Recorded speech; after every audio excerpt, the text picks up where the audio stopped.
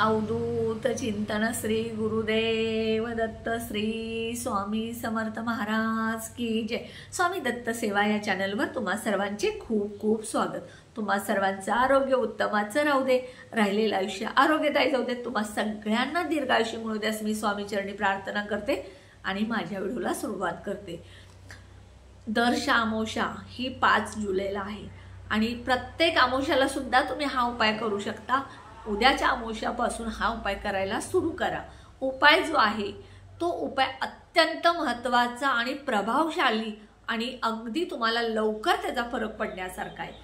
हा उपाय तुम्ही संध्याकाळी प्रदोष काळानंतर रात्री 11:30 पर्यंत करायचा आहे, कारण अमावस्या दिवशी रात्री आपल्याला हा उपाय केल्यानंतर आपल्याला ह्याचा फायदा लवकर होतो।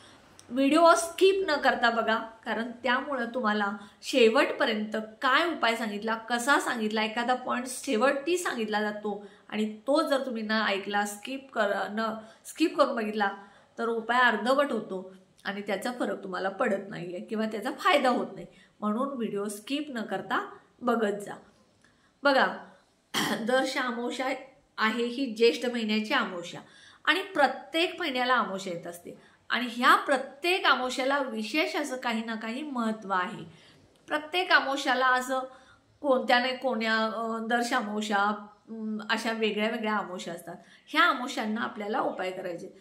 तुमच्या घरामध्ये सतत कटकटी असतील, शत्रुपीडा असेल, वास्तू दोष असेल, ग्रह दोष असेल, ह्यासाठी तुम्हाला हे उपाय करत असताना तुम्हाला सगळ्यात पहिल्यांदा मुख्य दरवाजाच्या बाहेर हा उपाय, मी जो आत्ता जो उपाय सांगणार आहे तो मुख्य दरवाजाच्या बाहेर करायचा आहे आणि हा उपाय तुम्ही प्रदोष काळी म्हणजे 6:30 नंतर रात्री 11:30 पर्यंत करायचा आहे।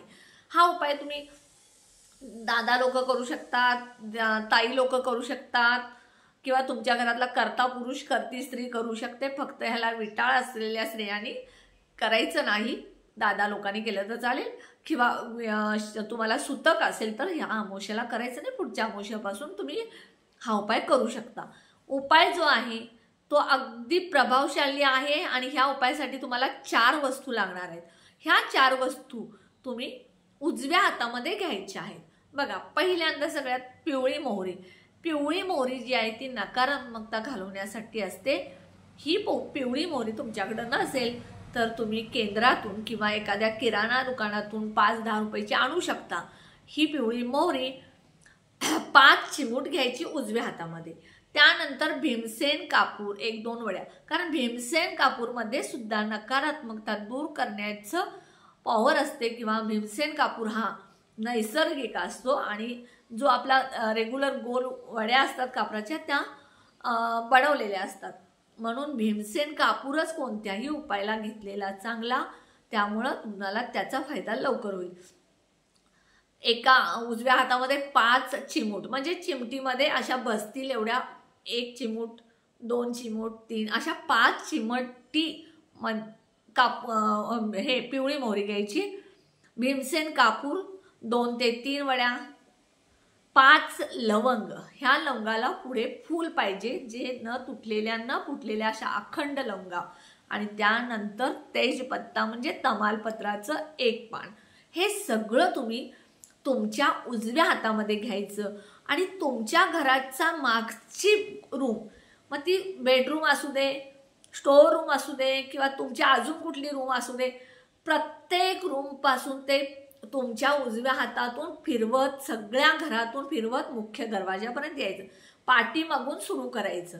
समजा तुमची सगळ्यात मागे बेडरूम असेल, मुलांची असेल, तिथून सुरुवात करायची। ती सगळ्या रूममधून फिरत फिरत फिरत तुम्ही मुख्य दरवाजाजवळ यायचं आणि मुख्य दरवाजावरून 7 वेळा ती मूठ उतरायची। म्हणजे ते भीमसेन कापूर, तेजपत्ता म्हणजे तमालपत्र, लवंग आणि मोहरी असणारे जे आपल्या हातामध्ये वस्तू असतात ते 7 वेळा आपल्या मुख्य दरवाजाच्या बाहेर म्हणजे आपलं तोंड आपल्या घराच्या आत करायचं, दरवाजा उघडा ठेवायचा। त्यानंतर ह्या सगळ्या वस्तू तुमच्या घरामध्ये जर धूप जाळायचं जे स्टँड असतं ते किंवा एखादी तुमच्याकडे मातीची पंती असेल किंवा एखादी खराब वाटी जी तुम्ही जेवणामध्ये किंवा कशामध्ये वापरत नाही, कापूर वगैरे जाळायला केलेली अशी वाटी असेल, स्टीलची डिश असेल, त्यामध्ये ते ठेवायचं आणि दरवाजाच्या बाहेर, मुख्य दरवाजाच्या बाहेर ठेवायचं, उंबऱ्याच्या खालच्या बाजूला, म्हणजे आपण आत प्रवेश करत असताना खालच्या बाजूला, घराच्या आत नाही, कारण आपल्याला घरातली नकारात्मकता घालवायची आहे. जर आपल्या घरामध्ये नकारात्मकता पण येत असते आणि सकारात्मकता पण येत असते, पण आपण आपल्या घरात जे काय दोष आहेत, म्हणजे शत्रुपीडा आहे, कटकटी आहेत, वास्तू दोष आहे, ग्रह दोष आहे, पितृदोष आहे, हे सगळं काढण्यासाठी आपण ते उतारा केलेला आहे. आणि तो तुम्ही घराच्या मुख्य दरवाजाच्या बाहेर त्या मातीच्या पंदीमध्ये प्रज्वलित करायचा. आणि त्यानंतर तो जे प्रज्वलित केलेलं आहे ते शांत होईपर्यंत मुख्य दरवाजाच्या बाहेरच ठेवायचं, दरवाजा उघडा ठेवायचं. त्यानंतर ते जळल्यानंतर, शांत झाल्यानंतर, विझल्यानंतर ते सगळं लवंग, मोहरी, तमालपत्र, कापूर ते सगळं जळलेलं असतं, ते सगळं त्याची राख एखाद्या पुडीमध्ये बांधायची आणि घराच्या बाहेरच तुम्ही एखाद्या कचरा कुंडीमध्ये किंवा अशा ठिकाणी टाकायचं की ज्याचा कुणाचा पाय पडणार नाही, अशा ठिकाणी टाकायचं. आणि त्यानंतर ती वाटी किंवा पंती जी आहे ती पंती तुम्हाला टाकायची असली तर टाकू शकता, नसेल तर तुम्ही ती बाहेरच धुवायची आणि मग घरामध्ये आणायची. ह्यामुळं तुमच्या घरातील पितृदोष निघून जातील, नकारात्मकता निघून जाईल, पितृदोष निघून जातील, वास्तुदोष निघून जातील, कटकटी निघून जातील, जे काय तुमच्या घरातले दोष आहेत ते सगळे निघून जातील आणि तुमच्या घरामध्ये सकारात्मकता येईल. ज्या मुख्य दरवाजाच्या चौकटीतून सकारात्मकताही येते आणि नकारात्मकताही येत असते. म्हणून हे उपाय केल्यानंतर नकारात्मकता जाऊन तुमच्या घरामध्ये सकारात्मकता यायला सुरू होते आणि तुमच्या घरातल्या सगळ्या अडचणी दूर होतात, दोष दूर होतात, संकट दूर होतात. तर हा जो मी उपाय सांगितला हा प्रत्येक अमावस्याला जर तुम्ही केला तर अगदी तुम्हाला इतका फरक पडेल की तुम्ही म्हणाल की हा उपाय खूप फायदेशीर ठरला. म्हणून तुम्ही हा उपाय प्रत्येक अमावस्याला जर प्रदोष काळी 6:30 नंतर 11, 11:30 पर्यंत केला तर तुम्हाला त्याचा नक्की फायदा होईल. हे तुम्ही करा, तुमच्या घरातले दोष निघून जातील, तुमच्या घरात सुख, शांती, समाधान येईल, लक्ष्मी प्राप्ती होईल, अडचणी सगळ्या जाऊन नेहमी घरात सुख, आनंद प्राप्त होईल. हा माझा व्हिडिओ तुम्हाला आवडला असल्यास व्हिडिओ तुम्ही जास्तीत जास्त शेअर करा, तुमच्या मैत्रिणींना शेअर करा, कारण एखाद्या मैत्रिणीच्या घरात सतत भांडण किंवा दोष असतील किंवा वाईट काय असेल तर ते निघून जाईल.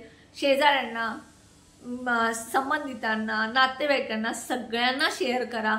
कोणाच्या नाही कोणाच्या घरामध्ये जर दोष असतील तर ते दोष निघून जातील, त्यांच्याही घरात सुख, समाधान, आनंद येईल.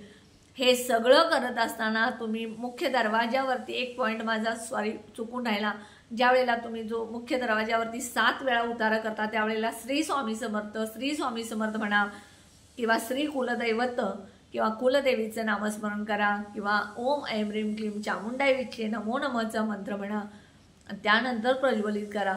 नेहमी दुसऱ्याचं चांगलं चिंता, स्वामी समर्थ महाराज नक्की तुमचं चांगलं करतील. मनात एक ओटावर एक कधीच ठेवू नका. मनात कुचकी भावना ठेवून समोरच्याला ओटावर खूप मी चांगला आहे, तुमच्याबद्दल मला आपुलकी आहे, प्रेम आहे, तुमचं खूप चांगलं होऊ दे, दाखवू नका खोटी आस्था, खोटी भावना.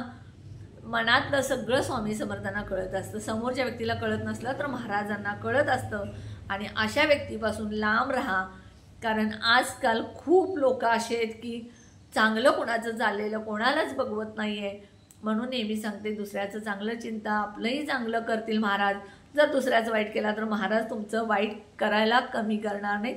व्हिडिओला जास्तीत जास्त लाईक करा, बेल आयकॉनच्या घंटीला क्लिक करा, ऑल बटनला क्लिक केल्यामुळे माझे छोटे छोटे उपाय सेवा तोडगे कळतील.